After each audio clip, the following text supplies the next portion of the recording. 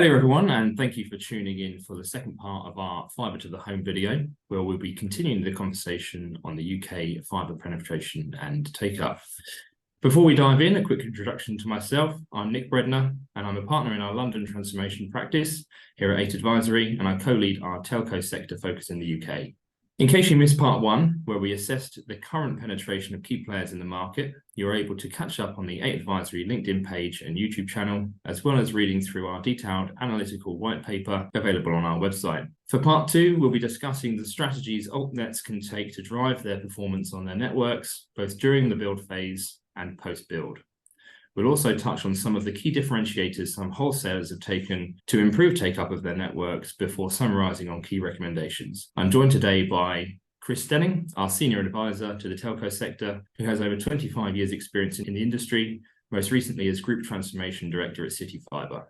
I'll now hand over to Chris, who will run through our paper for part two. Thanks, Nick, and welcome everybody. Hopefully you found the first part of our paper really interesting, which was all about the market context. As Nick said, this is really about getting practical about what Altnets can do now. So at a really high level, we think there are broadly 6 things that are really important, and they are the things listed on the page below. So it's really about starting to engage with the stakeholders and the residents as early as possible. This is the best source of support for the build, but also the best source of leads and opportunities for penetration. Really important to have a strong retail proposition, and we'll talk more about this. But also there is no silver bullet in here, and it's really important to measure, improve, refine, and work out what works best within the market that you're trying to serve and at the lowest possible cost. Consistency in marketing is really important. In the UK, a lot of customers are in contract, so it's really important as part of the early engagement to know when those contracts end and who they are with, so that you can actually go and sell to them at the right time. Really important from a commercial perspective to make sure that actually every home that is passed and built and has had CapEx deployed to it is actually saleable. And that can have quite a big impact on both the penetration, but also the return on the capital that's been employed. And then a final one that many are now considering is about opening up the network to wholesale. And we'll talk a bit more about that as we go through. So there's broadly 2 options for Altnets in the UK. The first is, and the most common one, is to compete in the retail market. As you will have seen from part 1, this puts everybody head to head with the big 5, who control about 90% of the market. And it means that Altnets have to be super competitive about what they're offering, and they're going up against bundled services and so forth. Running a retail strategy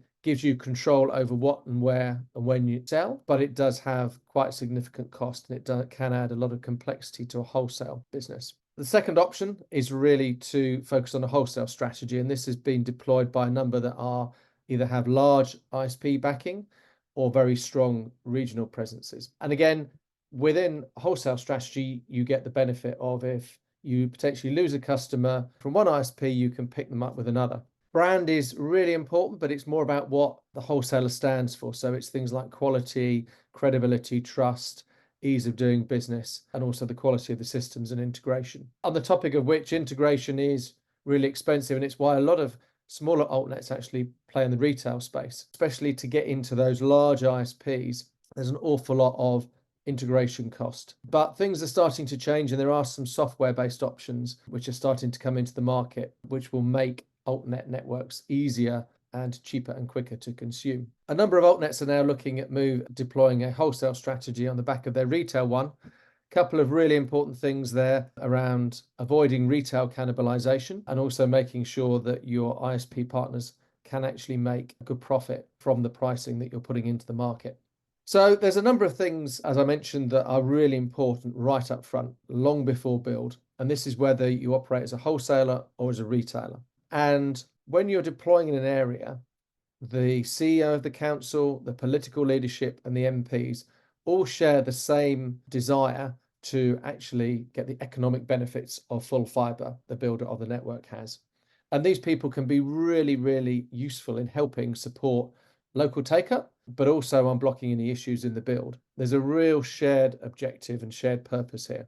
So through that early pre-build communication, it has a sort of double benefit, partly to make people aware and to try and anticipate any issues that would come through the build, but also really importantly to try and pre-register interest, capture when people are coming out of contract, and also who their current supplier is. So putting that effort in up front, engaging with local residents and with the local stakeholders, and making sure they don't have a negative experience can actually really help penetration, especially in the early days. It helps you find out who your advocates are. Once the build is complete, there's a number of things that are really important. So having a really competitive price and proposition is key, especially if you're selling against the big five. And there's a number of different pricing models that are in the market.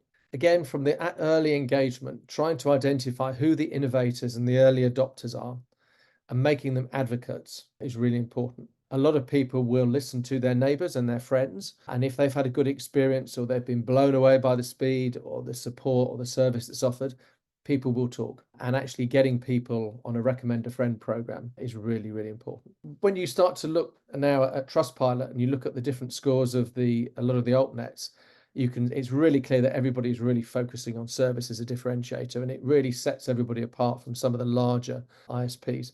And that's because broadband has had a very poor reputation for service for a long, long time. That service differentiation is really important. And when you start to look at some of the European rollouts, actually the home install experience and leaving the customer feeling really happy about what they've got and excited, again, is really important. And it starts to generate referrals. A lot of this is equally applicable to wholesale as well as retail, but there are some quite specific things that you can do as a wholesale, and there's some really good practice here. A lot of the bigger and smaller providers, both in the UK and outside, so including Cyro and Open Fibre, really do an awful lot to support their retail ISPs. And these are largely through the provision of postcode checkers online that go really quite deep into the sales journey. Also, the provision of data that means that some ISPs who are in acquisition mode are able to get ahead of the game through the build process and start to go and pre-sell to people where they don't have customers. Or the larger ones, where actually they have a potential to lose customers, they can actually start to encourage people to commit to a migration journey. So a lot that you can do as a wholesaler, as well as some really good examples with CityFibre and MS3 and Open Fibre of things that they now do to support their customers to be successful. And the deeper you can get into the sales journey, the better. As well as those things that happen pre-build and post-build and can differentiate from a wholesale perspective, there's three things that really underline how effectively the go-to-market approach is executed. The first is to be absolutely consistent across the marketing, across the footprint. So a lot of ISPs, when new footprint has been released, will go in and sell and then go away. But keeping that consistency is really important. And if you know when people are coming out of contract and you know who their current ISP is, you can then plan to go back at a point in the future. It makes a lot of the sort of traditional things like door knocking, direct mail, digital, door-to-door sales so much more effective if you've got good data that sits behind it, and it can be the difference between significant swings in CPA or cost per acquisition. It is a learning game for many, so tracking penetration at a really tight level is important, but also understanding what makes things different. Overbuild is a big factor in the UK now, and that's overbuild of cable networks, but also overbuild of BT, and understanding what makes things different, the different demographics that are driving take up and what really works for your brand or what works for your network is key. That continual improvement approach is really important. And then the final one that actually often gets lost. When you're building out a network, it can be very difficult to have everything ready for service. Wayleaves, MDUs, any form of building that you need to get permission, private roads can be more difficult, and it can leave big holes in the network. Really important to try and get ahead of the game on that. The network that has been built and the business case that supported it has assumed that a large proportion of those homes are available to sell.